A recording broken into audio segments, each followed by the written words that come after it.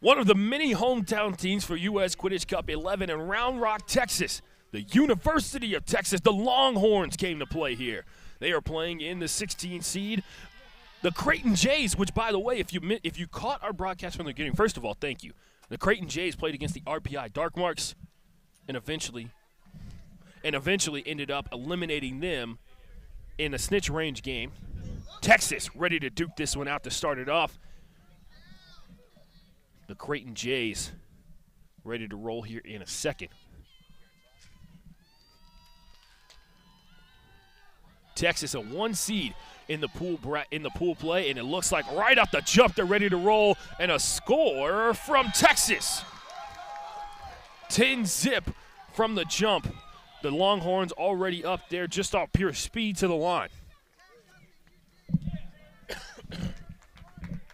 Have to wonder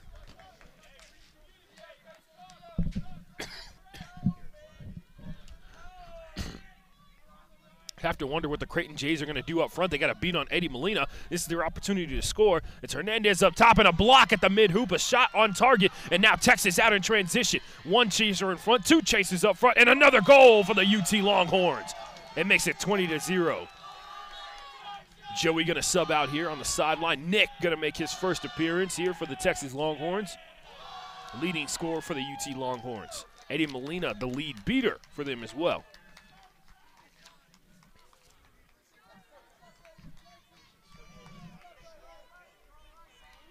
Yesterday, our final game here on pitch 1 was the UT Longhorns taking on the Texas A&M Aggies. Eddie Molina beats the ball carrier. Nick is on transition. He's running right down the middle. He's going to get past one, take a shot from Hernandez, and Nick will dust his shoulders off and score that goal to increase the lead to 30-0.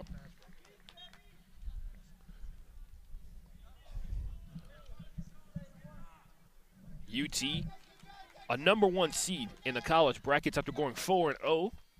Ending it in about the most satisfying type of victory for a UT Longhorn, beating the Texas A&M Aggies in their final game of Swiss play. A block from Eddie Molina, 1 bludgers down, 2 of them belong to UT. A miss from Eddie Molina up front, a nice pass near the hoops, and Creighton can't finish on the mid-hoop over there. Nick is going to be able to scoop it up, going to use a stiff arm to push off one, and a tackle comes in from Creighton's keeper, Hernandez. That was pretty impressive for him to take down Nick, especially when he's trying to protect the ball.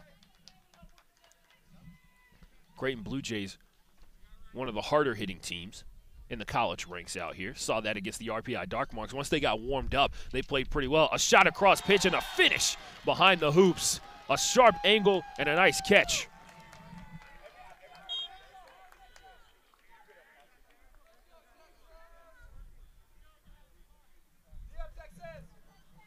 As Creighton is working their way up the pitch over here.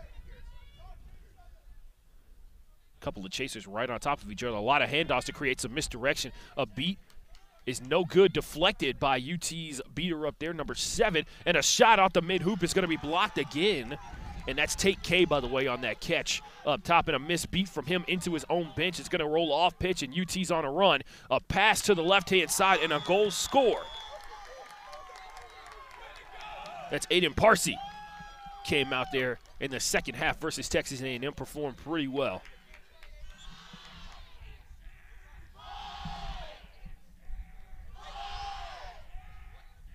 Simone Renz, the head coach of the UT Longhorns, he's here in attendance, making sure that his team is on point. Part of Texas Cavalry, as his team finished 4-0 in pool play to start off yesterday.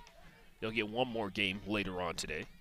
A pass up front, and that might be a late pass. It is indeed, so it'll be an instant quaffle turnover for the Creighton Jays to the UT Longhorns. A bludger going to be relocated further up the pitch so that Creighton cannot have access to it after that throw was late from behind by the Creighton beater. She's going to have to do that again if she wants to get away from that beat and actually give bludger control right back to Texas. It looks like Tate K is going to be beat, and a shot up front. They're going to call it no good from Parsi. Creighton survives another transition attack from the UT Longhorns.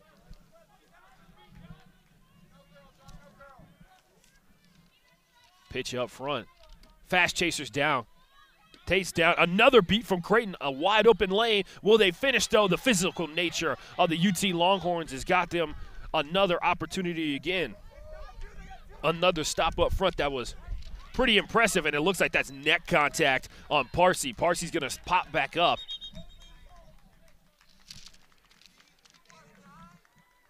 Had him on his back there for a second.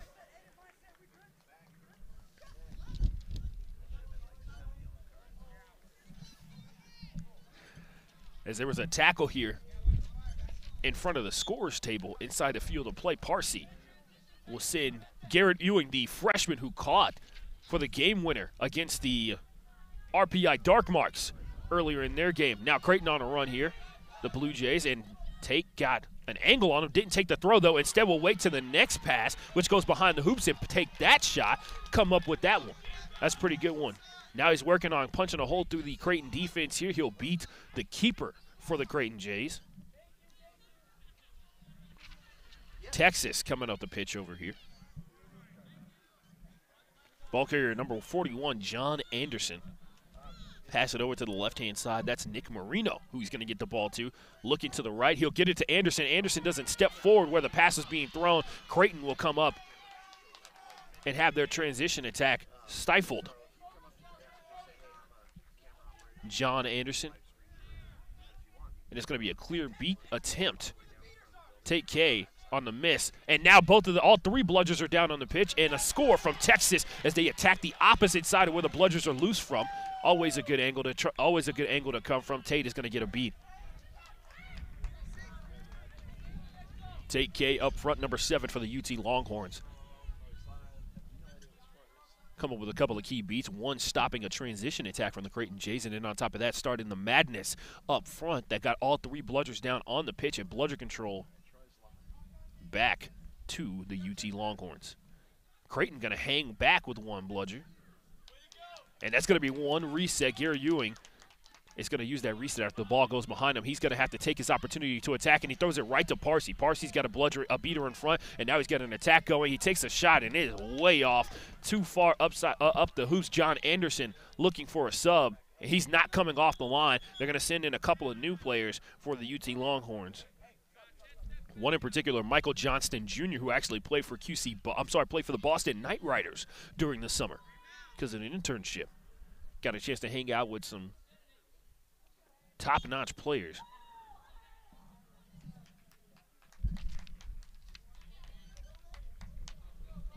The Creighton Jays going to make some subs as well. They're going to get Hernandez back into this game. 6 minutes, 15 seconds have elapsed in this game. Head ref, I'll hear Ethan Sturm, host of the Seeker Floor, premier podcast for Quidditch coverage by the 8th man. Hernandez on the attack. He's coming in. He's got a beat on him, a nice throw, and it looks like the Creighton Jays are trying to recover on this one. A cover-up of the ball, and it might be a reach over the shoulder, and it is going to be called. After he turned his back, hold on a second.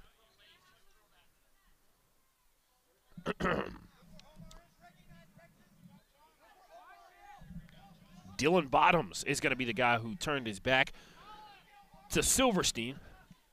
And he's going to be called for the back contact. John Anderson already so far ahead, he actually gets popped off of his broom randomly. And now UT's in a fight for the ball. And before the dive is taken by their female chaser up front, she's going to be bumped off of that angle. Now Hernandez is on the attack, spinning back inside, gets the ball to Ewing. Ewing trying to get past two defenders from Texas, takes a shot, misses that one short. Johnston pops that ball free, and UT's got possession, a beat on Hernandez, and a tackle from the side, and we got an injury.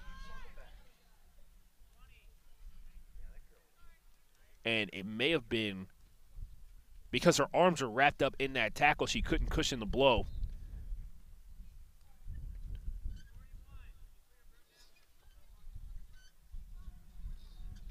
John Anderson being told to put his broom down here, and it looks like there's going to be a penalty assessed to Hernandez for a back tackle. And we're going to need a medical trainer out here. Aaron McBride stepping onto the pitch to administer water to her teammates here, and it looks like, I'm trying to see, that might be her sister, Kylie McBride, down on the pitch.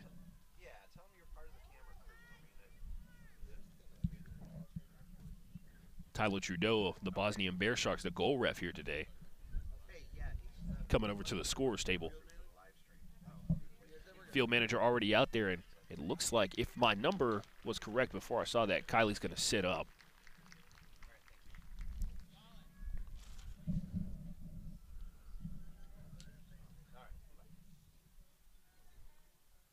As the medical trainer's over there attending to her. If you're just joining us, the University of Texas is up big over the Creighton Jays right now. Going to get a score check to make sure that's correct, and she's going to pop up and walk off the field. Her sub is going to come in there. That's going to be Catherine Hebrel. And she's going to be taken probably to the medical tent. And Texas will regain possession. And it is confirmed. Said that she hit her head there for a little bit. Hopefully she's going to be all right. Just jarred up a little bit. Being assessed for a concussion just to the right of our broadcast booth. Michael Johnston Jr. is up top. Beater throw, it's going to be a miss up top by number 14 for Texas. Over to the right-hand side, Michael's trying to get away from Garrett Ewing of Creighton. Upset that he was shrugged off for a second. Somebody told him that he was beaten. That's not the case.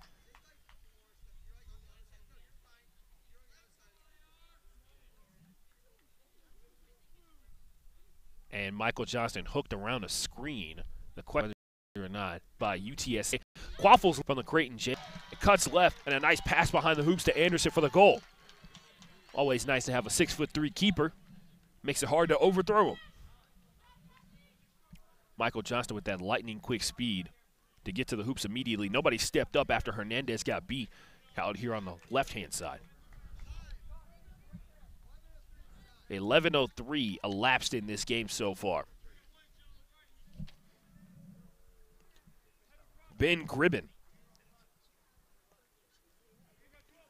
a senior, playing in this bracket game versus UT in a must-win situation. Gribben back up top and right to a player who was right next to a beater. Eddie Molina gets a beat, and now on the attack, it's going to be another goal for UT. Austin Dickinson this time on the finish.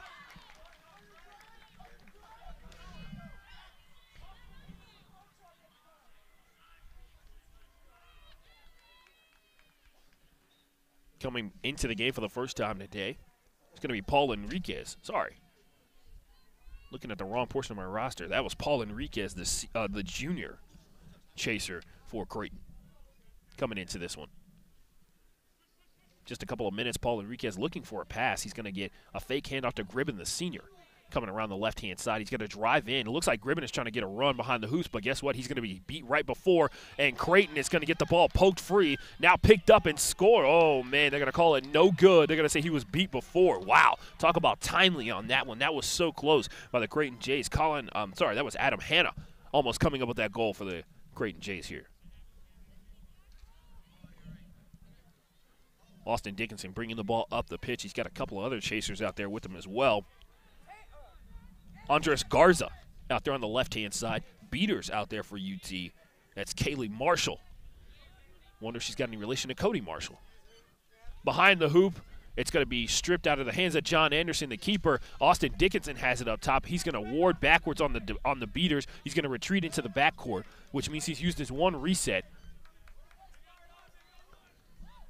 And the beater count up front, Austin Dickinson yelling out, they got one. If he draws that one beat, it can be a one-on-one matchup, and chaser on chaser in this situation. A tuck from the man John Anderson, and the throw that was a little slow. And threw it right to the newest entry into the game, number 2. She was out there earlier. She took the place of Kylie McBride, Catherine Heathrow.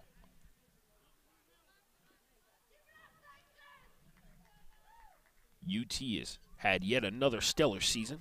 They're ranked 10th in the USQ rankings. They have the 7th best record overall, win-loss. Eddie Molina with a beat up top as they're trying to be a deflection, and they're going to maybe call a throwback. Yes, they are. They're going to say after Enriquez was beat, he tried to throw that backwards towards his own hoops. They're going to give the ball right to UT.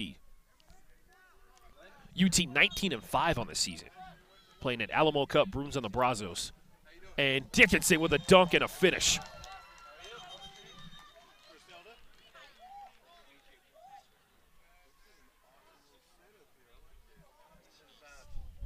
And there may be a penalty for dislodging of the hoops. Knocking the hoop over.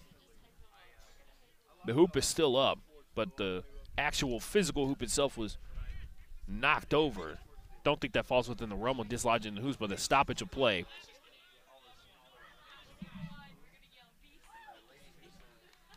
Snitch at the scorer's table.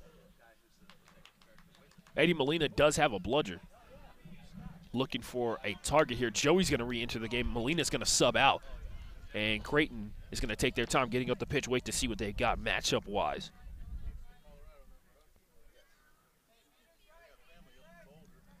And they're going to call out beaters on the right over here, make sure that Creighton is getting away. Enriquez is going to get a last-second pass over to 32, Adam Hanna. A pass behind the hoops and maybe a score from Creighton, but she turns her back to the closing Texas Chasers. And, well, we all know how that goes. A gang tackle on the way from UT. They've pulled the ball away from the female chaser, and it looks like it's going to be a scrum and a fight for the ball. If a beater can get there in enough time, they can clear that one out, and the Texas beaters get there first.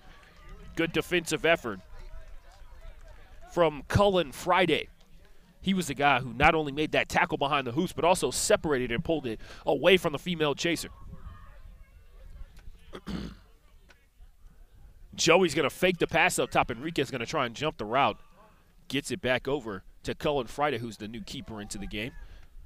Back up top, crossover, and a near tackle and a stiff arm up front by UT, and a backwards pass over to Joey, and a finish on the hoops. Excellent effort from Andres Garza. Awareness as well. They're going to try and say Joey was beat before. Let's see if they all agree. Seekers will need to report in 1 minute, which means we're 2 minutes away from the Seekers being released.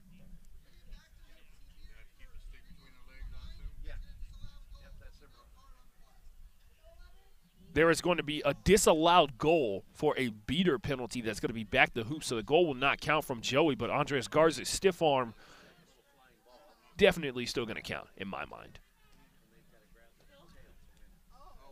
Hannah coming up the left-hand side over here. He's got a chaser right next to him. I think that's Gibbers.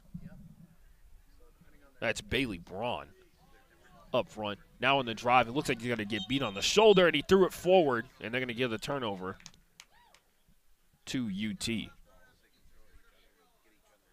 they're telling Bailey Braun he's got to stop throwing the ball forward or backwards after getting beat. You got to drop it exactly where you are. John Anderson's on the attack. Actually, that's not John Anderson. That is Cullen Friday. New sub into the game. That is going to be the aforementioned Aaron McBride. Big part of what UT's been able to do successfully at the female chaser position. Not only a good athlete to begin with, but also within the UT program, developed really well, and a nice beat up front, a face beat on the Creighton Jays. Enriquez is off his broom after running through a tackle. Joey's going to take a shot, and it's going to rim in. Everything coming up UT in this game.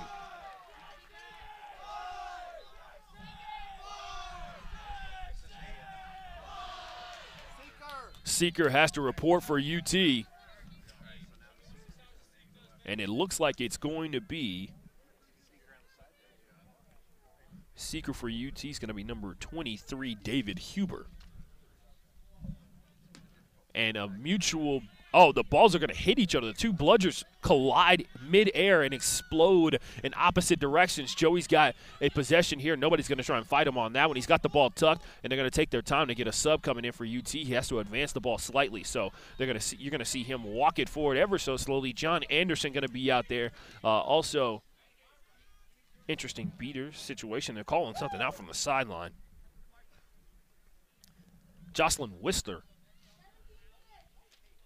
out there at female beater. John Anderson swims over an extended tackle from Enriquez. As you can see, the Creighton Jays really don't sub out too much, especially since they have to fight off one of the most talented teams in college Quidditch right now. The UT Longhorns on the attack. John Anderson up top. Looking over to the left-hand side, Michael Johnston Jr., and they're going to fake a handoff up front. Back over to John Anderson. try and force the Creighton defense to rotate over. Can they get a tackle? No. Bailey Braun's got to be forced off his broom. Back up top. Back over to John Anderson. Back and forth they go. Going to kill a good amount of time before the Seekers have to come out. Johnston with the fake throw behind the hoops. He's got McBride back there. And McBride actually going to draw a defender from Creighton. That's Monroe Pruitt out there defending her behind the hoops as well. And now UT on the drive up front. And it looks like Joey almost got pulled down there for a second. And Andres Garza. It looks like back contact on the second engagement of that tackle. He's going to be sent back to hoops. Garza going to go across the pitch to Michael Johnston. Look like he's going to drive, float that over to Anderson. It's going to be poked out and poked away by Enriquez. He's trying to get out on a run, and John Anderson's going to swipe at the ball. Looks like Enriquez got knocked over. Johnston Jr. on the attack off the left-hand side, and is he going to finish? He will.